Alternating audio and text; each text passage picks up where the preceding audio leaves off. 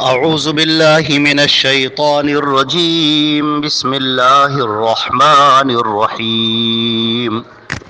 واجعل لي وزيرا من أهلي هارون أخي اشدد به أزري وأشركه في أمري كي نسبحك كثيرا ونذكرك كثيرا إنك كنت بنا بصيرا۔ یہ سورہ کہف کی آیت نمبر 29، 30، 31، 32، 33 اور 34 اور 35 ہے۔ یہ چھوٹی چھوٹی آیات ہیں اور یہ پورا ایک مضمون بیان کرتی ہیں۔ حضرت موسیٰ علیہ السلام کی جو دعا ہے وہ یہاں پر ہے۔ ترجمہ ان آیات کا ہم پیش کرتے ہیں۔ حضرت موسیٰ علیہ السلام کی دعا چل رہی ہے۔ وہ کہتے ہیں وَاجْعَلْ لِي وَزِيرًا مِّنْ أَهْلِي، اور میرے لیے میرے گھرانے سے ایک وزیر بنا دے، میرے بھائی ہارون کو، اس کے ذریعے سے میری کمر کو مضبوط کر دے اور میرے معاملے میں اسے شریک کر دے، تاکہ ہم تیری تسبیح زیادہ سے زیادہ بیان کر سکیں اور تیرا ذکر کثرت سے کر سکیں۔ بے شک تو ہمیشہ سے ہمارے حال کو جاننے والا رہا ہے۔ حضرت موسیٰ علیہ السلام اللہ رب العزت سے دعا کر رہے ہیں۔ جب ان کو نبی بنایا گیا، نبوت کا تاج ان کے سر پر رکھا گیا، تو اب وہ اللہ رب العزت سے دعا کر رہے ہیں، اور وہ دعا یہاں سے شروع ہوئی تھی قال رب اشرح لی صدری۔ موسیٰ نے کہا اے میرے پروردگار میرے سینے کو کھول دے، میرے معاملے کو میرے لیے آسان کر دے، میری زبان کی گرہ کو کھول دے تاکہ لوگ میری بات کو سمجھ سکیں، اور وَاجْعَلْ لِي وَزِيرًا مِّنْ أَهْلِي، اور میرے خاندان سے ایک وزیر میرے لیے بنا دے، میرے بھائی ہارون کو، اس کے ذریعے سے میری کمر کو مضبوط کر دے۔ وزیر کسے کہتے ہیں؟ یہ اصل میں بوجھ سے بنا ہے۔ وزیر کہتے ہیں بوجھ اٹھانے والے کو، جو ذمہ داریوں کو بانٹ لے، جو مددگار ہو جائے، معاون ہو جائے، اور انسان کے اوپر جو بھاری ذمہ داریاں پڑی ہیں ان کو ادا کرنے میں، ان کو پورا کرنے میں وہ ان کا شریک ہو جائے اور اس بوجھ کو اپنے اوپر لے لے، بانٹ لے، تو اس طریقے سے آدمی کا کام ہلکا ہو جاتا ہے اور ذمہ داریاں جو ہوتی ہیں ان کا پورا کرنا، ان کا ادا کرنا آسان ہو جاتا ہے۔ اب حضرت موسیٰ علیہ السلام دیکھ رہے ہیں کہ وہ کفر کا ماحول ہے، شرک کا ماحول ہے، اللہ رب العزت کے خلاف سارے کام ہو رہے ہیں، گناہوں کے سارے کام ہو رہے ہیں، گناہوں کا بازار گرم ہے، اور ایسے موقع پر کوئی ایک آواز بھی ایسی نہیں ہے جو اللہ کا ذکر کرنے والی ہو، اللہ کو یاد کرنے والی ہو۔ لوگ سب بھول چکے ہیں اپنے حقیقی مالک کو، اپنے سچے واقع کو بھول چکے ہیں، اپنے پیدا کرنے والے کو لوگ بھول چکے ہیں۔ اب ایسے موقع پر اللہ رب العزت حضرت موسیٰ کو ذمہ داری دیتا ہے کہ اے موسیٰ تمہیں جانا ہے اور وہاں جاؤ مصر میں، اور وہاں جا کر فرعون کو دعوت دو۔ فرعون جو سب سے زیادہ سرکش ہے، جو خدائی کا دعویٰ کر رہا ہے، جو یہ کہہ رہا ہے کہ میں تمہارا سب سے بڑا رب ہوں، انا ربکم الاعلی، میں تمہارا سب سے بڑا رب ہوں، اس ماحول میں جا کر وہ روشنی، وہ چراغ جلانا ہے، ہدایت کا چراغ جلانا ہے۔ اب ایسے موقع کے لیے حضرت موسیٰ علیہ السلام فرماتے ہیں کہ اے میرے پروردگار میرا ایک ساتھی بھی بنا دے، واشرکہ فی امری، میرے بھائی ہارون کو تو اسے بھی نبی بنا دے۔ پروردگار جس طرح آپ نے مجھے نبی بنایا ہے ان کو بھی نبوت میں شریک کر دے، ہم دونوں نبی بن جائیں۔ پروردگار یہ تیری ذمہ داری، یہ تیرا پیغام ہم دونوں مل کر وہاں پر ادا کریں۔ اس سے کیا ہوتا ہے؟ ایک دوسرے سے تقویت رہتی ہے، ایک دوسرے کا سہارا ملتا ہے، ایک دوسرے سے کام کرنے میں مدد ملتی ہے۔ موسیٰ علیہ السلام اس بوجھ کو سمجھ رہے ہیں کہ یہ نبوت کا بوجھ ہے، یہ دعوت اور تبلیغ کی ذمہ داری ہے، یہ ہدایت کی روشنی ہے جو ہم وہاں لے کر جا رہے ہیں، لیکن لوگ اب میرے دشمن بن جائیں گے، لوگ اب میرے خلاف ہو جائیں گے، اور ان سے بات کرنا بسا اوقات آسان بھی نہ ہوگا، میری زبان میں لکنت ہے،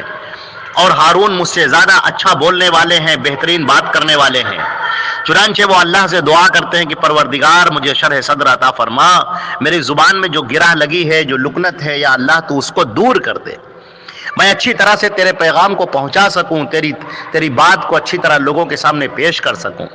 اور اے اللہ تو میرے گھرانے میں سے ہارون کو، میرا بھائی جو میرا بھائی ہے، اسے بھی نبی بنا دے،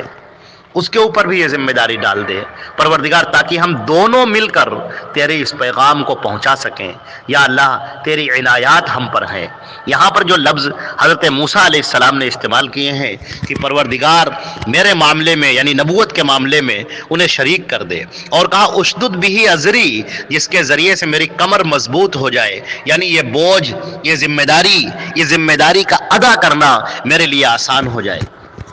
معلوم یہ ہوا کہ انسان کا دل اس وقت بڑا ہو جاتا ہے جب اس کو کوئی ایسا دوست مل جاتا ہے، ایسا کوئی ساتھی مل جاتا ہے جو اس کے بوجھ کو کم کرنے والا ہو۔ جناب حضرت محمد مصطفیٰ صلی اللہ علیہ وسلم کو حضرات صحابہ کرام ملے، ایسے صحابہ جو آپ کے اوپر جان دینے والے تھے، جو آپ کی ایک بات کے اوپر اپنی گردنوں کو کٹا دینے والے تھے، جو آپ کے لیے قربان ہو جانے والے تھے۔ سیدنا ابو بکر صدیق رضی اللہ تعالی عنہ، حضرت عمر فاروق رضی اللہ تعالی عنہ، سیدنا عثمان ذو النورین رضی اللہ تعالی عنہ، حضرت علی مرتضی رضی اللہ تعالی عنہ، اور دیگر صحابہ کرام جنہوں نے آپ صلی اللہ علیہ وسلم کی، آپ کے روح مبارک کو دیکھ کر سمجھ جاتے تھے کہ آپ خفا ہیں یا آپ غصے میں ہیں یا آپ خوش ہیں، اور حضرات صحابہ کرام اپنی گردنیں نیچے کیے رہتے تھے۔ صحابہ کرام بیان کرتے ہیں کہ ہم لوگ اس طرح سے بیٹھتے تھے گویا ہمارے سروں کے اوپر کوئی پرندے بیٹھے ہوئے ہیں۔ اس طریقے سے ادب، اس طرح سے احترام، ایسی محبت جو صحابہ کرام کے دلوں کے اندر بیٹھی ہوئی تھی۔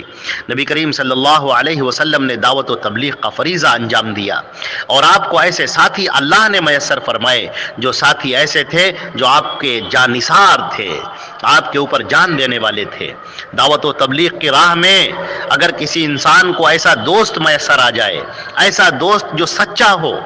جو مخلص ہو، جس کو کوئی لالچ نہ ہو،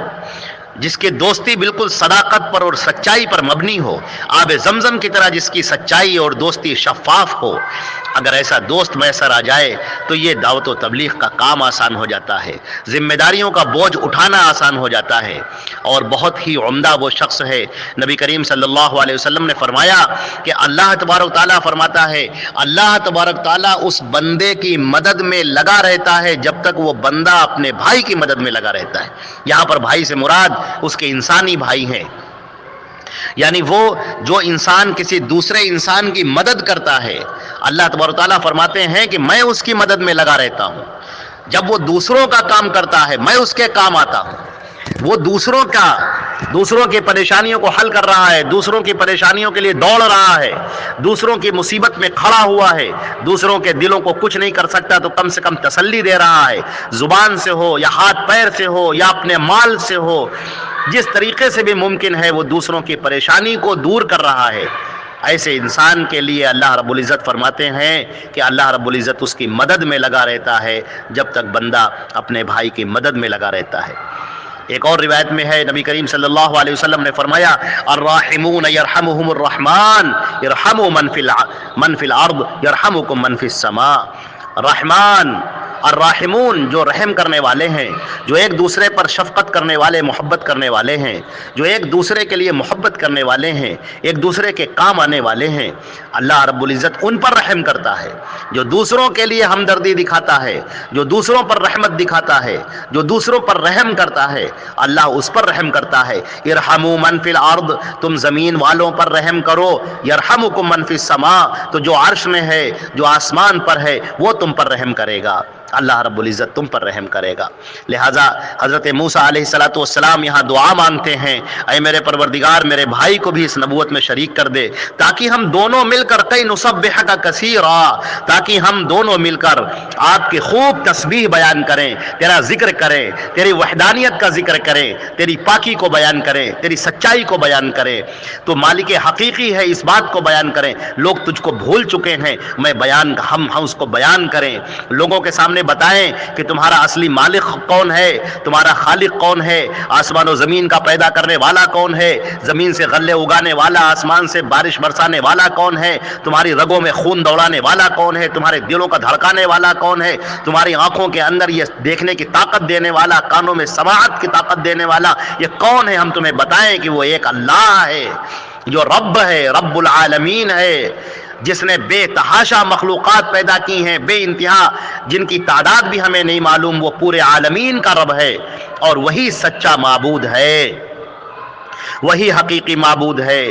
ہمارے سجدوں کے لائق، ہماری عبادتوں کے لائق، ہماری نظر و نیاز کے لائق، ہماری قربانیوں کے لائق، ہمارے پکارنے کے لائق اگر کوئی ذات ہے تو صرف ایک ذات ہے، وہ ہے اللہ کی ذات، جسے ہم تڑپ کر پکارے اور وہ ہماری پکار کو سنتا ہے، جو ہماری شہ رگ سے زیادہ قریب ہے، جو ہماری ہر پکار کو سنتا ہے، ہم زور سے بولیں یا آہستہ بولیں یا دل میں خیال لائیں یا ذہن میں پکاریں، وہ ہماری پکار کو سنتا ہے۔ ہم بستر پر جب لیٹے ہوئے ہوں اور تکیے پر سر رکھ کر چپ کے اس کو پکار رہے ہوں، سجدے میں سر رکھے ہوئے ہوں اور سبحان ربی الاعلیٰ کہنے کے بعد اس کو پکار رہے ہوں، وہ ہماری پکار کو سنتا ہے۔ اللہ نے فرمایا ہے واسجد واقترب، سجدہ کرو اور اللہ سے قریب ہو جاؤ، لہذا ہماری پکار کو اٹھے بیٹھے لیٹے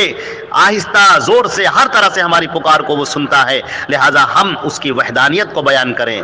ہم اس کی سچائی کو بیان کریں، اس مالک حقیقی کا ہم تعارف لوگوں کے سامنے پیش کریں اور لوگوں کو بتائیں کہ تمہارا رب کون ہے، تمہارا مالک کون ہے، تمہارا آقا کون ہے، تمہارا معبود کون ہے، کس کے سامنے تمہیں مرنے کے بعد حاضر ہونا ہے، کس کے سامنے تمہیں کھڑے ہو کر اپنے کاموں کا حساب دینا ہے۔ لہذا اے اللہ تو ہمیں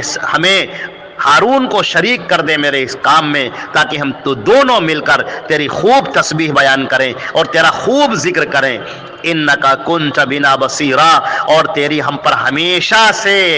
نگاہ رہی ہے، ہمیشہ ہمارے حال پر تیری نگاہ رہی ہے۔ یہاں پر کنتا کا لفظ آیا ہے جو استمرار کنٹینیوس کے معنی میں آتا ہے، یعنی ہمیشہ سے تو ہمارے حال پر مہربان رہا ہے، ہمیشہ ہمارے اوپر تو نے انعام کیا ہے، یہ ہمارا وجود تیرا انعام ہے، ہمارا بولنا تیرا انعام ہے، ہمارا تیرے سامنے کھڑا ہونا انعام ہے۔ پروردگار یہ اتنی زندگی تو نے عطا کی ہے، تیرا انعام ہے۔ آج ہم چل رہے ہیں، بول رہے ہیں، ہنس رہے ہیں، بات کر رہے ہیں، بیٹھے ہیں، یہ تیرا انعام ہے، یہ زندگی کے لمحات تو نے میسر کیے ہیں، اور آج اے میرے رب تو نے اپنے سامنے کھڑا کر کے ہمیں نبوت کی ذمہ داری دی ہے۔ پروردگار یہ تیرا انعام ہے، تو نے ہمیشہ سے ہم پر انعام کیا ہے۔ اے میرے رب ایک انعام اور فرما دے، وہ یہ کہ تو میرے بھائی ہارون کو اس کار نبوت میں شریک فرما دے، تاکہ ہم دونوں مل کر تیری وحدانیت کو بیان کریں اور تیری سچائی کو بیان کریں اور تیرا پیغام تیرے بندوں تک پہنچائیں۔ اے پروردگار تو ہماری ان دعا کو قبول فرما۔ اللہ رب العزت سے حضرت موسیٰ علیہ السلام نے یہ دعا مانگی ہے